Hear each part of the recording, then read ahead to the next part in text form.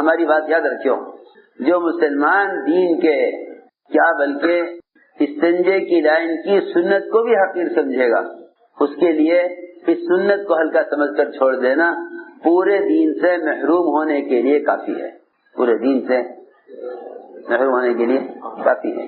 یہ عام مزاج بن گیا اس زمانے میں کہ دیکھتے ہیں کہ کون سی چیز میں رکاوٹ پیش آ رہی ہے، یہ تو کوئی ایسا بڑا حکم نہیں ہے، یہ تو ایک استنجے کے لائن کی سنت ہے، یہ تو ایک کھانے کی لائن کی ایک سنت ہے۔ دین کی حفاظت صرف فرائض پر عمل کرنے سے نہ ہو۔ حضرت مثال دیتے تھے کہ مسلمان نے اپنے دین پر قناعت کر لی ہے، مسلمان اپنے دین پر قناعت کر لی ہے کہ بھئی دین جتنا ہے غنیمت ہے، کافی ہے، حالانکہ قناعت کی چیز دنیا تھی۔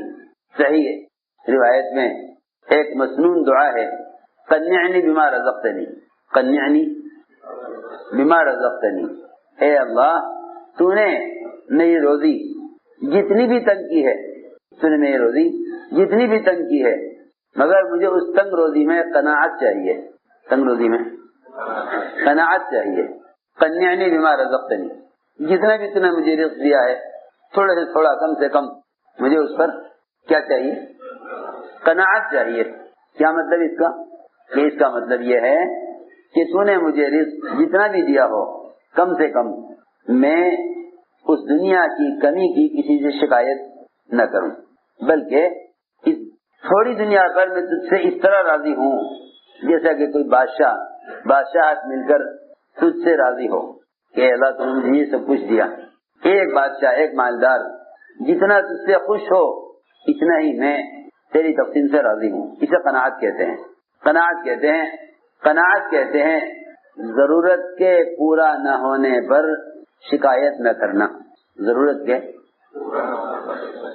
پورا نہ ہونے پر شکایت نہ کرنا۔ ہماری بات توجہ چاہتی ہے بہت۔ قناعت کہتے ہیں ضرورت کے پورا نہ ہونے پر شکایت نہ کرنا۔ اس زمانے میں لوگ ایک خواہش کا ارادہ کرتے ہیں، جب وہ خواہش پوری نہیں ہوتی تو سمجھتے ہیں کہ ہم نے قناعت کر لی ہے، ہمارے اندر بھی قناعت ہے، دیکھو فلاں خواہش پیدا ہوئی تھی ہم نے اس کو چھوڑ دیا۔ حالانکہ خواہشات سے تو پہلے روکا گیا تھا، خواہشات سے تو پہلے روکا گیا تھا کہ خواہشات سے بچو۔ اگر آپ نے ایک خواہش کو قربان کر دیا تو یہ کون سی قناعت ہے؟ قناعت اسے کہتے ہیں کہ ضرورت کے پورا نہ ہونے پر شکایت نہ کرے، ضرورت کے پورا نہ ہونے پر شکایت نہ کرے، اس کو قناعت کہتے ہیں۔ میں نے عرض کیا کہ اس زمانے میں مسلمان دنیا پر تو قناعت نہیں کرتا بلکہ قناعت کر رہا ہے دین پر، کہ جتنا دین ہے کافی ہے۔ تو جو لوگ دین پر قناعت کر لیتے ہیں ان کا دین ناقص ہو جاتا ہے۔ میں یاد کرنا چاہتا تھا کہ دین کے بہت سے احکام ایسے ہیں کہ ایک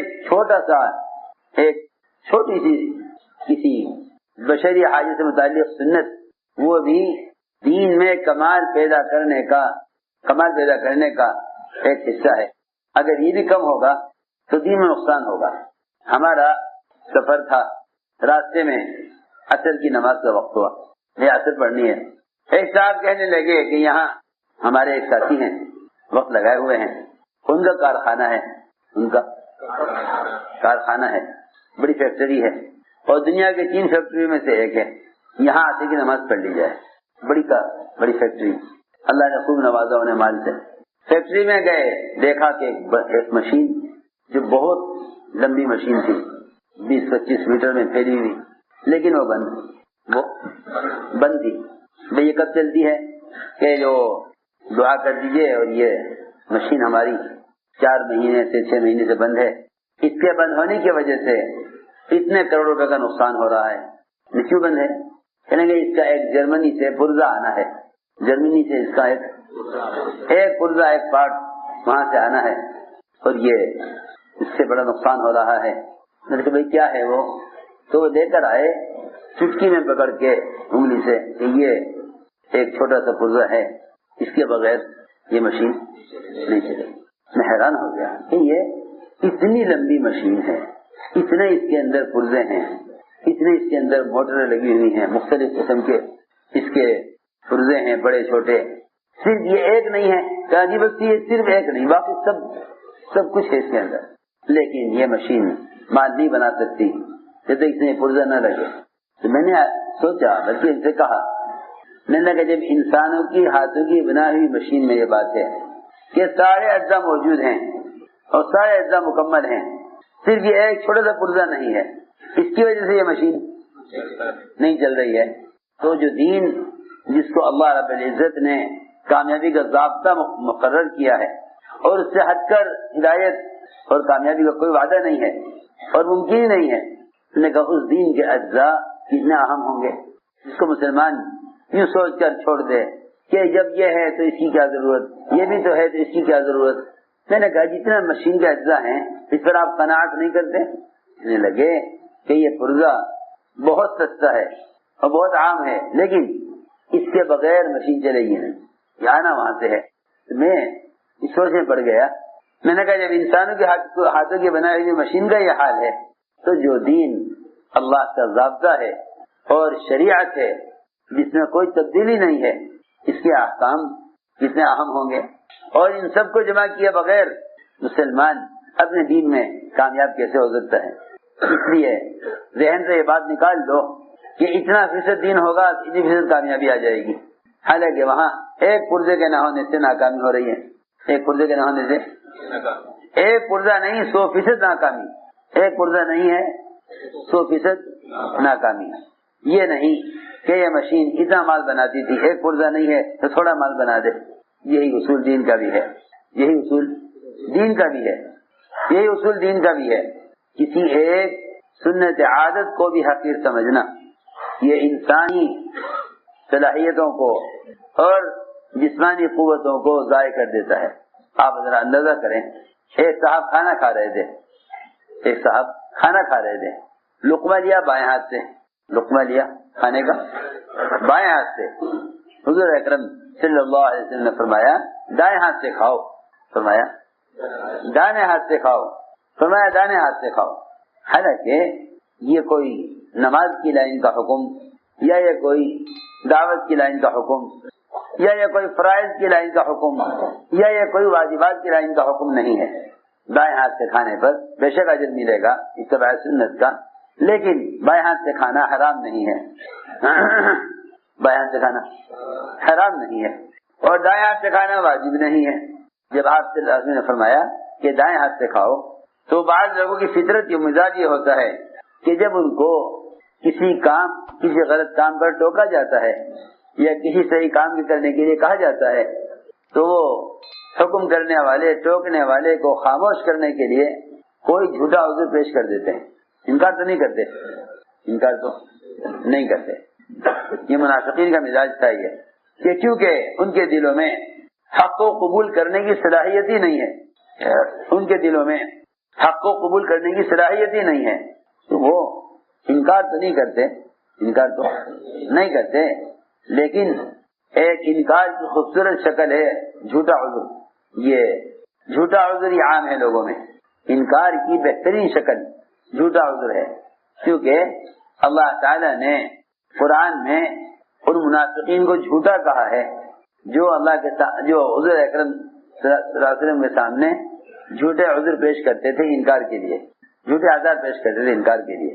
تو اس طرح سے آپ نے فرمایا ان صاحب سے کہ دائیں ہاتھ سے کھاؤ. انہوں نے آپ کی بات کو انکار کرنے کے لیے یا آپ کو خاموش کرنے کے لیے یا لوگوں کو دکھانے کے لیے کہ انہوں نے مجھے غلط ٹوک دیا ہے، یہ کہا کہ میرا دایاں ہاتھ اٹھتا نہیں ہے، میں اس لیے بائیں سے کھا رہا ہوں تاکہ ٹوکنے والا خاموش ہو جائے اور ٹوکنے والا شرمندہ ہو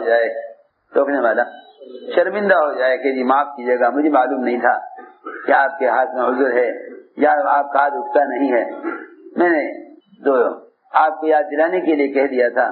یہ مزاج لوگوں کا، کیونکہ جو لوگ حق کو قبول نہیں کرتے، جو لوگ حق بات کو قبول نہیں کرتے وہ ٹوکنے والوں کو دشمن سمجھتے ہیں، اور جو لوگ حق بات کے متلاشی اور حق بات کے طالب ہوتے ہیں وہ ٹوکنے والوں کو محسن سمجھتے ہیں.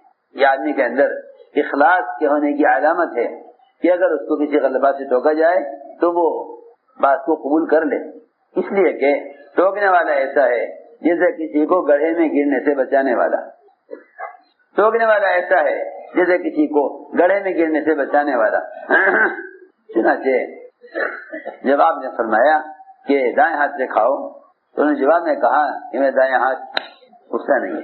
آپ کو معلوم ہو گیا تھا اللہ کی طرف سے کہ یہ آدمی جھوٹ بول رہا ہے، ہاتھ اس کا ٹھیک ہے لیکن اس نے جھوٹا عذر پیش کیا ہے۔ آپ نے فرمایا اللہ کرے تیرا یہ ہاتھ کبھی نہ اٹھے۔ ہاتھ بالکل صحیح تھا، ہاتھ بالکل صحیح تھا، ہاتھ میں کوئی تکلیف نہیں تھی، بس ایک سنت کا انکار کیا، ایک سنت کا انکار کیا، اور انکار بھی کیا عذر کی شکل میں، انکار بھی کیا عذر کی شکل میں۔ سوچے تو صحیح، انکار بھی کیا عذر کی شکل میں، لیکن عذر جھوٹا تھا، عذر جھوٹا عذر تھا، انکار کیا عذر کی شکل میں۔ روایت میں آتا ہے کہ اس کی پوری زندگی پھر اس کا ہاتھ اس کے منہ کی طرف نہیں اٹھ سکا، دایاں ہاتھ ہمیشہ کے لیے بیکار ہو گیا، شل ہو گیا، اس کا ہاتھ اس کے منہ کی طرف کبھی نہ اٹھا۔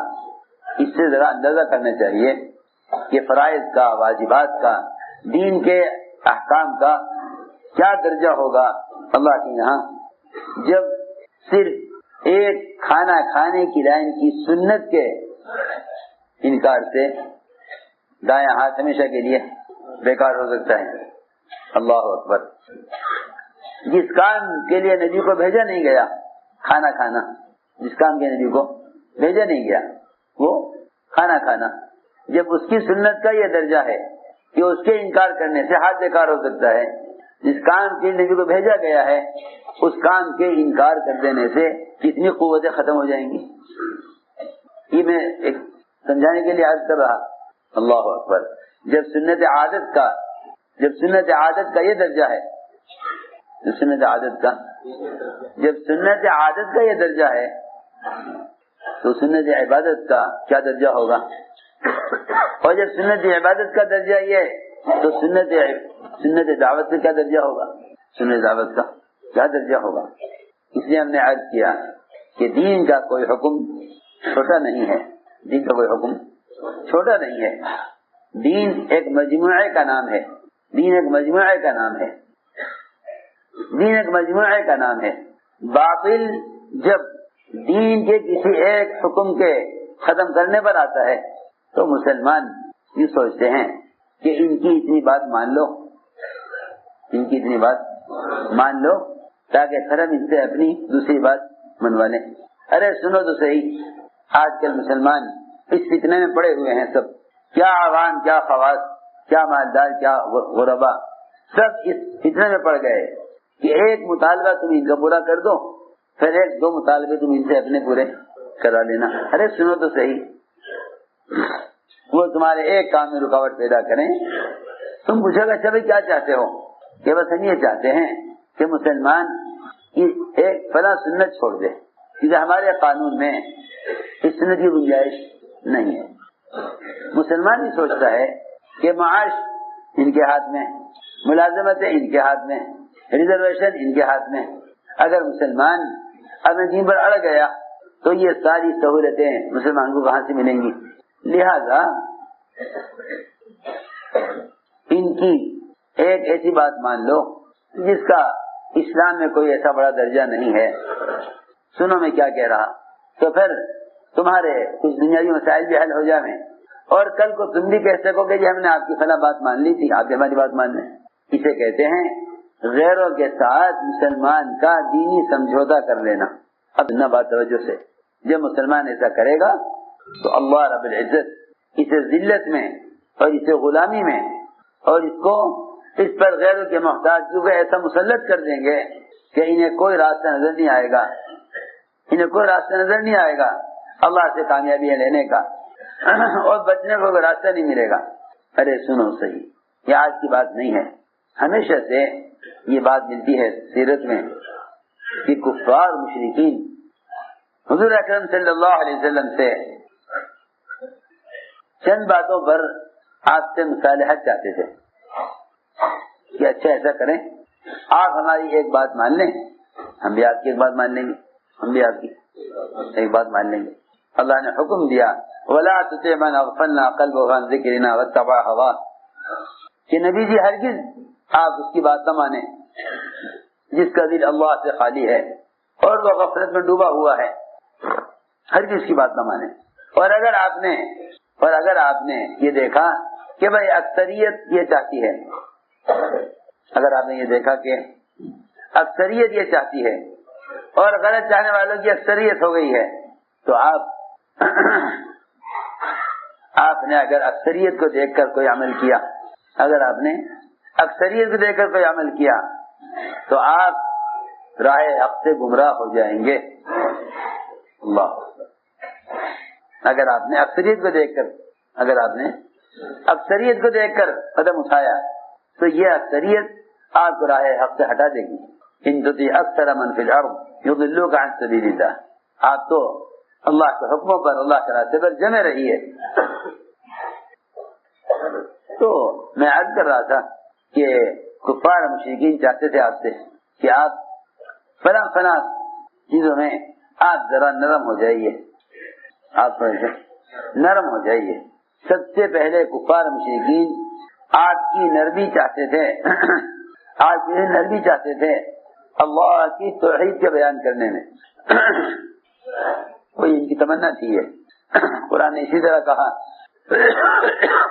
وَدُّوا لَوْ تُدْهِنُ فَيُدْهِنُونَ کہ ان کی کفار کی تمنا یہ ہے لَوْ تُدْهِنُ فَيُدْهِنُونَ کہ آپ ذرا سا اللہ کی توحید کے بیان کرنے میں نرمی اختیار کریں اور ہمارے بتوں کا، ہماری شکلوں کا انکار نہ کریں۔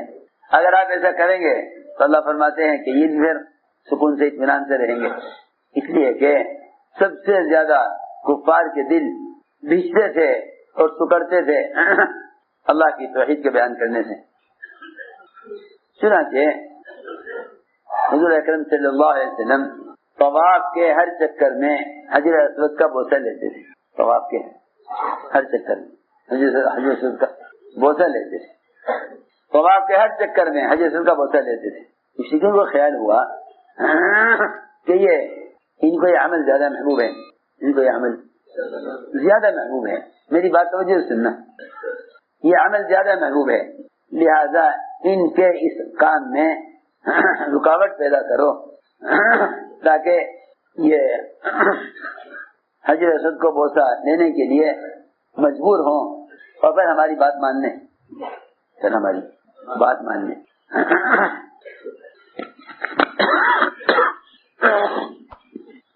توجہ سے بات سننا کہ پھر ہماری بات مان لیں۔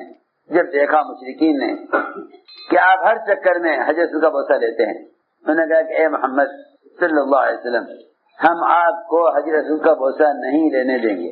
سنو بات، ہم آپ کو بوسہ نہیں لینے دیں گے، اور آپ کو رغبت جنت کا پتھر، اس کے فضائل، چنانچہ آپ کے ایک عمل میں رکاوٹ پیدا کی۔ حالانکہ حجر اسود کے بوسے کے بارے میں حضرت عمر فرماتے ہیں کہ میں صرف تجھے اس لیے بوسہ لے لیتا ہوں تیرا کہ اللہ کے نبی نے تیرا بوسہ دیا ہے، ورنہ تو ایک پتھر ہے، نہ تیرے اندر نفع ہے نہ نقصان، صرف اس لیے پیار کرتا ہوں تجھے کہ میں نے حضور اکرم صلی اللہ علیہ وسلم کو تجھے بوسہ لیتے ہوئے دیکھا ہے، بس اتنی بات۔ لیکن یہ دیکھا مشرکین نے کہ آپ کو یہ عمل بہت پسند ہے، تو انہوں نے کہا ہم آپ کو بوسہ نہیں لینے دیں گے، ہماری ایک شرط پوری کریں۔ کیا کہ شرط یہ ہے کہ جب آپ ہمارے بتوں کے سامنے سے گزرا کریں طواف کرتے ہوئے تو ہمارے بتوں کے سامنے سے جھکتے ہوئے جایا کریں، یہ ہماری شرط، یہ ہماری شرط ہے۔ اگر آپ نے ایسا کیا تو ہم آپ کو بوسہ لینے دیں گے، اور اگر آپ نے ہماری شرط پوری نہیں کی ہم آپ کو بوسہ نہیں لینے دیں گے، یہ شرط لگائی۔ میں تمہیں یہ سارا قصہ اس زمانے میں یہ بات سمجھانے کے لیے کہہ رہا ہوں، کہ مسلمان یہ سوچے گا کہ دین کے خلاف ایک چھوٹی بات ان کی مان لو تاکہ ہم دین کی بڑی بات ان سے منوا لیں۔ ارے دین اللہ کا ہے نا، تو پھر دین کے احکام کو مخلوق سے منوانے کا کیا مطلب؟ یہ دین کے احکام کو حکام پر موقوف سمجھنے کا کیا مطلب؟ میں کیا عرض کروں، افسوس کی بات ہے، اللہ اکبر، جس دین میں وضو میں مسواک کے کر لینے سے اغیار کے دلوں میں مسواک کا رعب پیدا ہو کر وہ مسواک کی وجہ سے میدان چھوڑ دیا کرتے تھے اور پیر ان کے اکھڑ جاتے تھے. آج زمانے میں کیونکہ مسلمانوں میں سنتوں کی تحقیر اور سنتوں کو ہلکا سمجھنا پیدا ہو گیا، اس لیے مسلمان فرائض اور واجبات کے ادا کرنے میں بھی غیروں سے مرعوب ہیں. کہاں غیر مسواک کی سنت سے مرعوب تھے، کہاں غیر، کہاں اغیار مسواک کی سنت سے مرعوب ہو جاتے تھے، اور کہاں اس زمانے میں مسلمان فرائض پر عمل کرنے میں غیروں سے مرعوب ہے. انہوں نے یہ شرط لگائی کہ آپ اس کا بوسہ لیں گے، لینا چاہتے ہیں تو ہماری شرط پوری کریں. حضور اکرم صلی اللہ علیہ وسلم کو ہلکا سا خیال آ کر گزر گیا. آپ اس خیال کو سوچا نہیں، دل میں پکایا نہیں، خیال آ کر گزر گیا کہ اگر بغیر دل کے ارادے کے صرف سر سے اشارہ کر دیا جائے ان کے بتوں کی طرف، جس سے انہیں اطمینان ہو جائے کہ ہاں ہماری شرط انہوں نے پوری کر دی. ارے میری بات توجہ چاہتی ہے بہت، ہماری شرط پوری کر دی، یہ ہمارے بت کے سامنے جھک گئے. حالانکہ یہ ممکن نہیں کہ نبی سے کوئی کبیرہ گناہ ہو، اور پھر شرک جو تمام کبائر میں سب سے بڑا کبیرہ گناہ ہے وہ کیسے ممکن ہے کہ نبی سے ہو. لیکن دل میں خیال آ کر گزر گیا کہ اگر صرف سے اشارہ کر دیا جائے انہیں دکھلانے کے لیے، اور اس کی وجہ سے یہ مجھے حجر اسود کا بوسہ لینے کی اجازت دے دیں تو اس سے کیا حرج ہے. ادھر تو آپ کو یہ خیال آیا، ادھر اللہ تعالی نے قرآن نازل کیا وَلَوْلَا أَن ثَبَّتْنَاكَ لَقَدْ كِدتَّ تَرْكَنُ إِلَيْهِمْ شَيْئًا قَلِيلًا إِذًا لَأَذَقْنَاكَ ضِعْفَ الْحَيَاةِ وَضِعْفَ الْمَمَاتِ ثُمَّ لَا تَجِدُ لَكَ عَلَيْنَا نَصِيرًا. نبی جی اگر ہم آپ کو ثابت قدم نہ رکھتے، اللہ فرما رہے ہیں اپنے نبی سے، اگر ہم آپ کو ثابت قدم نہ رکھتے. یہاں کے زمانے میں تو مسلمان یہ سمجھتا ہے کہ ہم خود اپنے عزم سے اپنے ارادے سے اسلام پر قائم ہیں، حالانکہ اللہ ہی کا فضل ہے کہ اس نے ایمان پر جمایا ہوا ہے. ورنہ فرمایا حدیث میں وہ زمانہ آئے گا کہ آدمی صبح کو مومن ہوگا، شام کو کافر ہوگا، صبح کو مومن ہوگا، شام کو کافر ہوگا. یہ تو اللہ ہی کا فضل ہے کہ اس نے ایمان پر جمایا ہوا ہے. ورنہ حضور اکرم صلی اللہ علیہ وسلم سے فرمایا اللہ نے وَلَوْلَا أَن ثَبَّتْنَاكَ، اے نبی جی اگر ہم آپ کو ایمان پر ثابت قدم نہ رکھتے تو قریب تھا کہ آپ تھوڑے سے ان کے اس مطالبے کی طرف جھک جاتے. اگر آپ ایسا کر لیتے تو ہم آپ کو دگنا عذاب دنیا میں دیتے، دگنا عذاب آخرت میں دیتے. اتنی بات ہے، اگر آپ ایسا کر لیتے تو ہم آپ کو دگنا عذاب دنیا میں اور دگنا عذاب آخرت میں دیتے، اور آپ کو مدد کے لیے آپ سے کوئی ہمارے خلاف آپ کی مدد کرنے والا نہ ہوتا. میں نے عرض کیا کہ اس زمانے میں مسلمان بیچارہ وہ اس دھوکے میں پڑ گیا کہ اپنے دین پر چلنے کے لیے یہی سوچے کہ چلو ایک بات مان لی جائے غیروں کی، ایک بات اپنی منوا لی جائے، اس طرح مل جل کر زندگی گزر جاوے. ایسا نہیں ہے، بلکہ اللہ رب العزت نے کامیابی کا وعدہ پورے دین پر کیا ہے. اللہ نے کامیابی کا وعدہ پورے دین پر کیا ہے. دین کا کوئی حکم چھوٹا اور ہلکا نہیں ہے. ہر مثال دے کر فرماتے تھے کہ مسلمان اگر دین کا ایک حکم چھوڑ دے گا، دین کا مسلمان ایک حکم چھوڑ دے گا حالات کی وجہ سے یا حکام کی وجہ سے یا اپنے ماحول اور دوست احباب کی وجہ سے، تو اس نے دین کا ایک حکم نہیں چھوڑا بلکہ پورے دین کو ضائع کیا ہے. اس کی مثال دے کے فرماتے ہیں میلوں میں پھیلا ہوا لکڑی کا جنگل، میلوں میں پھیلا ہوا لکڑی کا جنگل، میلوں میں پھیلا ہوا لکڑی کا جنگل، میلوں میں پھیلا ہوا. لوہے نے لکڑی سے مطالبہ کیا کہ ہمارے پاس لکڑی نہیں ہے، لوہا ہی لوہا ہے، تم چاہو لوہا لے لو ہم سے، لیکن ہمیں تھوڑی سی لکڑی دے دو. ہمیں تھوڑی سی، بہت اچھی مثال ہے، ہمیں تھوڑی سی لکڑی دے دو.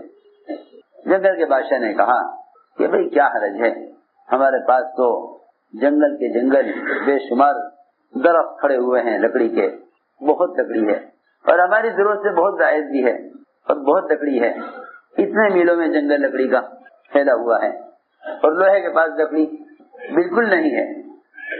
اگر وہ لکڑی مانگے تو دے دینی چاہیے.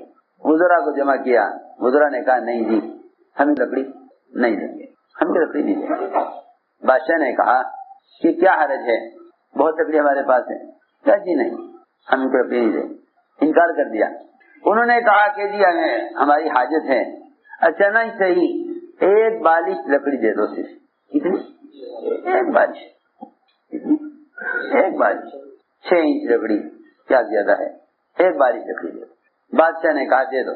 وزراء نے کہا نہیں ہم ایک بالش لکڑی بھی ان کو نہیں دیں گے. سنو غور سے. بادشاہ نے کہا ہم لکڑی نہیں دیں گے. ہاں بادشاہ نے کہا دے دو. وزراء نے کہا نہیں. کفار نے کہا حضور اکرم صلی اللہ علیہ وسلم سے کہ آپ اتنی کھجوریں ہمیں دے دیں اور اس پر آپس میں مصالحت کر لیں. صحابہ نے کہا کہ یا رسول اللہ ہمیں نے ایک دانہ بھی نہیں دیں گے کھجور کا, ایک دانہ بھی نہیں دیں گے, ایک دانہ بھی کھجور کا نہیں دیں گے. یہ چاہتے ہیں کہ آپ ہم سے مصالحت کر لیں. کیا کر لیں؟ مصالحت کر لیں, آگے صلح کر لیں, مل جل کے رہیں.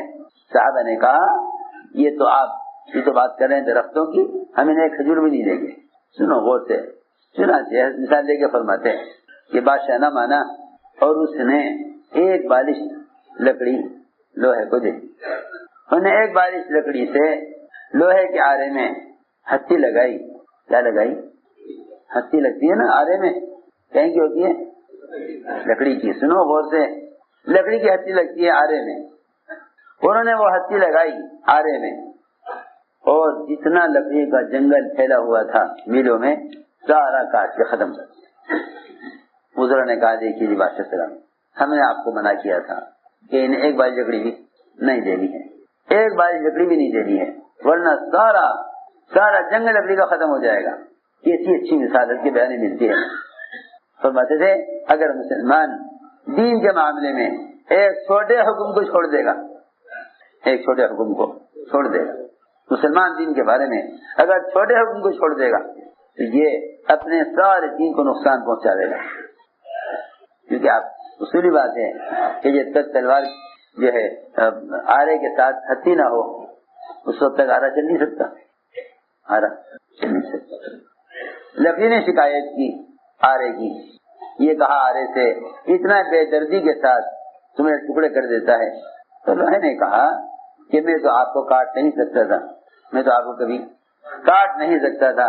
میرے نے جو قوت رہا ہے آپ کو کاٹنے کی وہ آپ کا تھوڑا سا حصہ میرے ساتھ ملا ہوا ہے. میری بات سمجھ میں آ رہی نہیں آ رہی بہت مشکل ہے. یہ کہا لوہے نے کہ میں تو کبھی نہیں کاٹ سکتا تھا آپ کو, میں تو آپ کو کبھی نہیں کاٹ سکتا تھا. وہ تو تھوڑا سا حصہ لکڑی کا لوہے کے ساتھ مل گیا ہے. ساری قوت میرے کاٹنے کی اس دستے کی وجہ سے ہے, دستے کی وجہ سے, ہتھی کی وجہ سے, جس سے تلوار جو ہے آرے کو چلایا جا رہا ہے. اگر یہ چھوٹا سا ٹکڑا لکڑی کا کاٹ کے ہتھی بنا کر آرے میں لگایا نہ جاتا تو میں آپ کو نہیں کاٹ سکتا تھا. یہ مثال حضرت یہ بیان میں دے کے فرمائی کہ دین کی حفاظت اور اسلام کی حفاظت اللہ تعالی نے ان انصار کے ذریعے کی ہے جن میں ذرہ برابر بھی مداحنت نہیں تھی, ذرہ برابر مداحنت نہیں تھی. انصار کی دین کی نصرت کا جو کمال ہے وہ صرف یہ نہیں ہے کہ انہوں نے مال خرچ کر دیا. اسلام کی جو اصل نصرت ہوئی, اسلام کی اصل نصرت جو ہوئی وہ اس پر ہوئی کہ انصار نے اپنی قوم کے خلاف حضور اکرم صلی اللہ علیہ وسلم کی مدد کی ہے اور قوم کے خلاف قوم سے دشمنی لے کر آپ کا ساتھ دیا ہے. یہ ہے انصار کی سب سے بڑی خدمت. یہ ہے سعد رضی اللہ تعالیٰ عنہ, سعد بن معاذ, ساری قوم اس کی منتظر تھی کہ سعد رضی اللہ تعالیٰ عنہ اپنی قوم کے حق میں فیصلہ کریں گے.